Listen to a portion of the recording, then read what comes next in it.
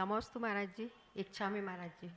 महाराज, जब हम सुबह उठते हैं और हमारी नींद खुलती है तो हम आचार्य भक्ति प्रतिक्रमण बिस्तर में बैठ कर लेते हैं, तो उसके लिए क्या उचित है ये कि नहाना जरूरी है?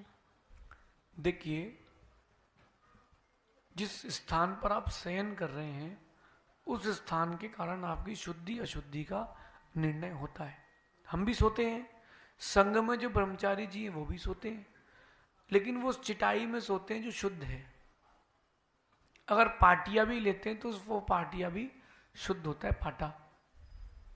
तो अगर आप किसी बिस्तर में सो रहे हो, गद्दा आदि नहीं है, चिटाई पर सो रहे हैं और वहां पर किसी भी प्रकार की पांचों इंद्रियों के विषयों का सेवन नहीं किया गया तो कोई बाधा ही नहीं है। चिटाई आदि लेकर के अपन सो रहे हैं, अलग से तखत है तो कोई बाधा नहीं है। लेकिन अगर बिस्तर में सो रहे हैं तो आपको वस्त्रों की पूरी शुद्धि, शरीर की शुद्धि के साथ ही जिनवाणी और देव सास गुरु तीनों को स्पर्श करना चाहिए। जो श्रावक सुबह सुबह गुरुओं के साथ शुद्धि में जाते हैं, माता जी के साथ शुद्धि में जाते हैं, वो भी इस बात का ध्यान रखें। आप अशुद्ध स्थान से आए हैं स्पर्शित होकर के, तो आपको वस्त्र आदि बदल के स्नान आदि करके ही गुरुओं के पास आना चाहिए, ये उचित है। बाकी आपका अपना नहीं, जिनवाणी को तो हाथ नहीं लगाएंगे, जैसे मौखिक याद है तो कर सकते हैं। हाँ, अगर मौखिक याद है तो आप उसको अंदर अंदर पाठ कर सकते हैं। अंतर जल्प करने का कोई निषेध नहीं, वो तो आप सोते हुए भी कर सकते हैं, उसकी कोई बात नहीं, ऐसा समझिए। नमोस्तु महाराज। अगली जिज्ञासा के लिए तैयार होगी शांतिलाल जी बढ़जात्या। त्रय गुरुवर के चरणों में नमोस्तु, छुल्लक जी के चरणों में इच्छा में। महाराज जी, आपकी तरह डाउन टू अर्थ कैसे रहा जाए, क्योंकि सक्सेस मिलने पे बहुत ऊंचा चले जाते हैं और फेलियर मिलने पे संभाल नहीं पाते खुद को। बेटा, मैंने अपने लिए कविता लिखी थी, मैं रोज उसको गुनगुनाता हूँ कि जब भी अभिमान की लहरें तेरे अंदर आए, तू ऊंचा देख, आकाश में तुझसे भी ऊंचा कोई है। जब भी तेरे अंदर अहंकार की लहरें आए तो ऊपर देख, आकाश में तुझसे भी ऊंचा कोई है। और जब भी तेरे अंदर हीन भावना की लहरें आए तो नीचे देख, जमीन में तुझसे भी नीचे कोई है। मैं इस बात को बहुत गहराई से समझता हूँ। मैं दूसरों को समझाता हूँ तो पहले खुद को समझाता हूँ, फिर दूसरों को समझाता हूँ। गुरु जी ने कुछ दिन पहले हमसे एक बात कही थी कि बेटा, अब तुम कुछ दिन पंचकणक मत करो, कुछ दिन कार्यक्रम मत करो। मैंने क्यों? बोले लंबे समय में बड़ी सफलता मिल गई, नजर लग जाएगी। लेकिन मैं इस बात का ध्यान रखता हूं कि मैं हमेशा साधु बन के रहूं, सेलिब्रिटी बन के ना रहूं। हर दिन बाहर से जैन अजैन बंधु आके बोलते, मैं आपको सुनता हूं, आप सब बोल दोगे कि हमारा फलाना मित्र भी आपका स्टेटस लगाया था, तो मुझे सब पता है। लेकिन मुझे पता है कि ये शाश्वत नहीं है। ये जो कुछ भी चल रहा है ये मेरे यशा कीर्ति नाम कर्म का उदय का फल है। जिस दिन यशा कीर्ति जाएगी सब चला जाएगा। तो मैं अब उसको अपना नहीं मानता हूं, इसलिए मैं खुश हूं। एक बात और, मेरी कभी कविताओं की किताब उठाना तो आपको मालूम चल जाएगा कि डाउन टू अर्थ कैसे रहते हैं। अपनी भड़ास निकाल दो, प्रशंसा भी और निंदा भी। जब भी आपकी प्रशंसा हो तो भगवान को समर्पित कर देना और भगवान से कहना कि आपको इसकी आदत है, हमको इसकी आदत नहीं है, हमको कहीं अहंकार का रोग न लग जाए, इसलिए आप रखो।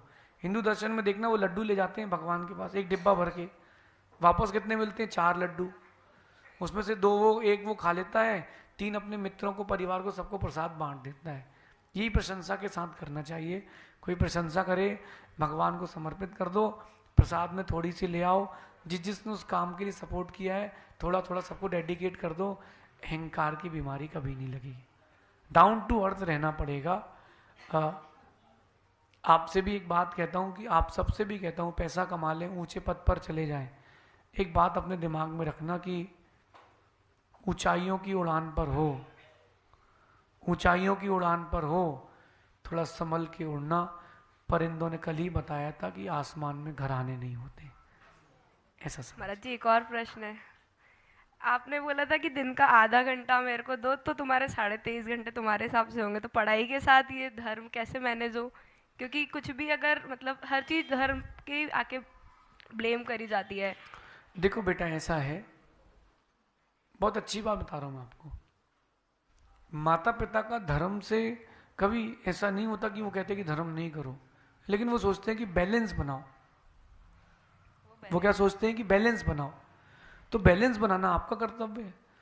पढ़ाई ही जरूरी नहीं है, पढ़ाई करने से ज्ञान मिल सकता है, लेकिन पास लक्ष्य से होते हैं। हमारे साथ एक बच्चा हमारे साथ ही निकला था दीक्षा के लिए, ब्रह्मचारी बनने के लिए। तो बोला भैया मेरा 12th है, मैं क्या करूं? मैंने कहा तो पेपर मत दो। बोले पेपर तो देना पड़ेगा। तो मैंने कहा क्या करोगे? बोले आप बताओ। मैंने कहा तू फिल्म की स्टोरी लिख के आना, फेल हो जाएगा। बोले ठीक है। बोले लेकिन मेरा एक फेवरेट सब्जेक्ट है, मैं उसको अच्छे से पढ़ता हूँ तो मैं उसके अच्छे एग्जाम दे के आऊँगा। मैंने कहा ठीक है। तो जो उसका फेवरेट सब्जेक्ट था उसने उसको बहुत अच्छे से पेपर दिया और उसमें फेल हो गया। और जिसमें वो कहानी लिख के आया था शोले फिल्म की, वो पास हो गया। तो सारा खेल लक का भी तो है। तो बेटा बैलेंस बनाए, आधा घंटे का टाइम भगवान को जरूर दें। जितने बच्चे बाहर पढ़ने गए उनसे कहना है कि आधा घंटे का टाइम, यानी मंदिर में बैठ के माला नहीं अकेले फेरना है, भगवान का अभिषेक, पूजन, इसके पश्चात एक लाइन बलि पढ़ें, स्वाध्याय करके अपने काम में लग जाएं। आप देखना ये पुण्य आपके लिए अपने आप नए नए दरवाजे खोलेगा, ऐसा समझिए। नमोस्तु गुरुवर। अगली जिज्ञासा के लिए